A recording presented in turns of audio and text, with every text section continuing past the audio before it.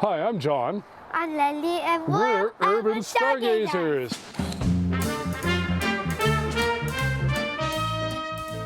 And we're finally saying goodbye to winter. And we're seeing the summer constellations rise just in the northeast. In fact, a very prominent summer feature is coming up just after dark, and it's called the Summer Triangle. It consists of three very bright stars just in the northeast, moving towards the east as the night goes on. And those three bright stars are Deneb, Altair, and Vega. Deneb, which is going to be the highest one and the most northerly one, is in the constellation of Cygnus. The swan! And Cygnus the Swan is also known as the Northern Cross because it looks just like a cross. Deneb is the very top where Jesus' head would be. Deneb is a really cool star. It's called a supergiant star. It's just really, really big. It's 110 times the size of our sun. Now, down from Deneb is another bright star called Altair in the constellation of Aquila, the eagle. Altair is a really cool star because it spins really, really fast. Every 9 hours, that star makes a complete rotation front to back. Or if you think about it, when you start stargazing at, say, 10 o'clock at night, by 2 in the morning, you're looking at the opposite side of that star.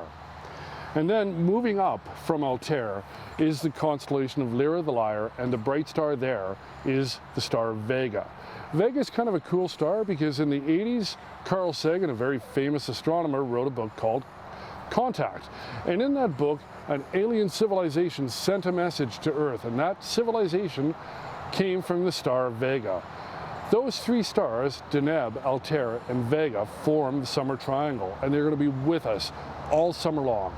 They're very prominent in the sky. I find a very easy way to remember that very complex arrangement of stars is with a little mnemonic device. I depart at Deneb, I angle at Altair, and I go up to visit Vega.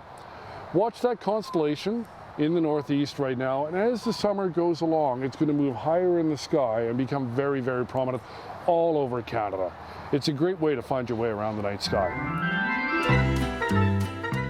Lillian, what's your favorite cluster? The Beehive Cluster! The Beehive Cluster, also known as Messier 44 or M44. It's an open cluster of about 1,000 stars right in the middle of the constellation of Cancer, which is very high in the sky in the west. It's actually visible to the naked eye, and it's been known since the ancient times. Astronomers used to look up at the constellation of Cancer, and they would see a fuzzy patch of stars. When Galileo looked at it through a telescope, he saw that it was a cluster of about what he thought was about 40 or 50 stars. And then as we got better telescopes and took better looks at it, we realized there's 1,000 stars in there, all of them born about the same time, and many of them very similar to our sun.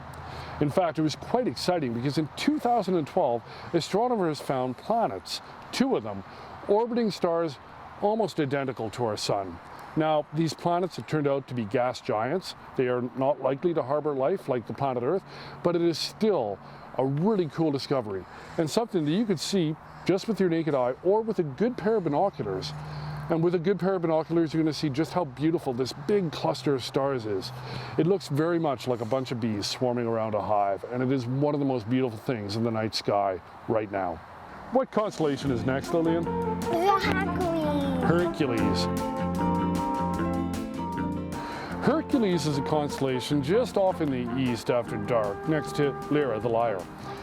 Hercules is a really neat cluster because it forms a very prominent box-like shape, and in between the 2 stars in the top of the box lies a cluster of stars called the M13 globular cluster, or the Messier 13 globular cluster. It's a really neat bunch of stars. It sits actually just above and outside the Milky Way galaxy, and it consists of over 300,000 separate stars, all gravitationally bound together in this big ball of stars. If you look at it through your binoculars, you're going to see it looks like a fuzzy kind of planet-like shape.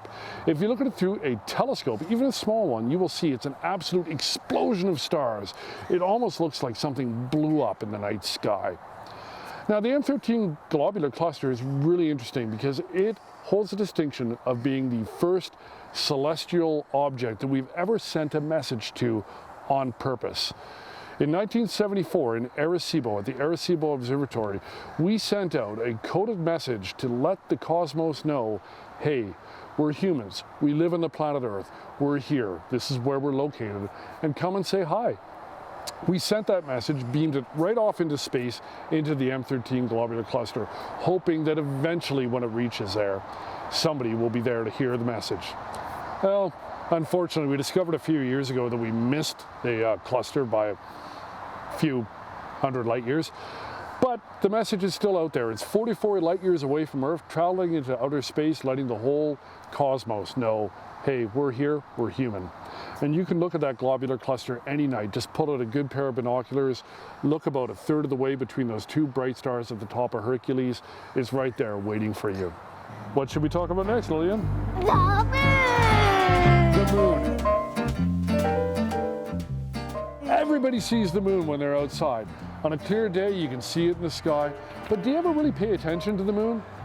Do you ever really take a look at the phases that it's going through? Well, I want to give you a little trick where you can look at the moon anywhere you are in the world and know what's going to happen to that moon next.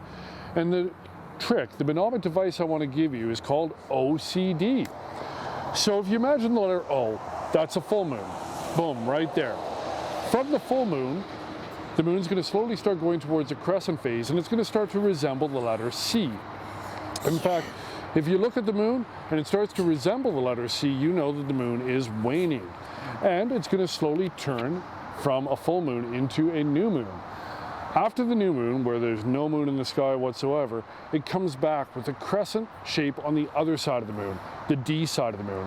And as the moon gets brighter and brighter, it's going to resemble more and more of the letter D. So the way I like to think about it is the moon starts off as OCD. A couple of the things that occur on the moon that you might not quite realize is that there's a lot of lunar features on the moon. Lillian, can you hand me a moon? This golf ball is going to be our moon. And right at the bottom of the moon is a really bright white area. You see it with your naked eye. If you look really carefully, you're going to see that there's a big impact crater right on the bottom. If you look at it through a pair of binoculars, it'll almost look like the button of a navel orange. That crater is called the Tycho crater, named after Danish astronomer Tycho Brahe. It's a huge impact crater from an asteroid that smashed into the moon so hard that it scattered ejecta over about a third or a quarter of the moon's surface. Another area of the moon that you'll notice are there dark splotches all over the place. Those are called the lunar seas. One of the lunar seas is where we landed. The Apollo 11 mission landed on the Sea of Tranquility. And if you were to look at the moon straight on, and if this is the moon, the Sea of Tranquility would be just to the far right side, about halfway up, if this is the top. And I'll show you that on our computer here. That's where we landed the Apollo 11 mission, the very first time that man set foot on the moon.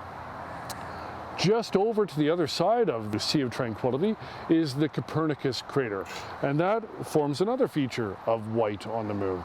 So the three triangles in the moon I want you to pay attention to next time you see it are at the bottom is the Tycho crater. Up and over to the side is a dark gray spot, the Sea of Tranquility, where man landed on the moon, and right at the equator of the moon and over on the other side from the Sea of Tranquility is the Copernicus crater, another huge impact crater. If you look at those through your binoculars, you're going to see clear features of craters and mountains and valleys. It is absolutely beautiful. And of course, because the shadows play such an important part of looking at the moon, if you look at the moon in a crescent phase, that is the best time to see the mountains and craters and valleys because the sun splashes the shadows of the lunar features right across its surface. If you've never taken the time to point a pair of binoculars at the moon, I think this summer, during this isolation, is the best time to do it. So thank you guys, I hope you enjoyed everything, and remember one thing, keep looking up. I'm glad we found this golf ball. Yeah. This way, the bag's not coming out because he doesn't know what the one is. Good point. So,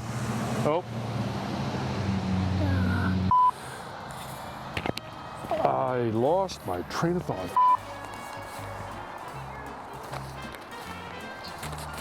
We're gonna start all over again. Last one. We gotta do this one more time because your daddy forgot what he was saying, Lillian. Good job, little high five on that one. I can't wait for the moon.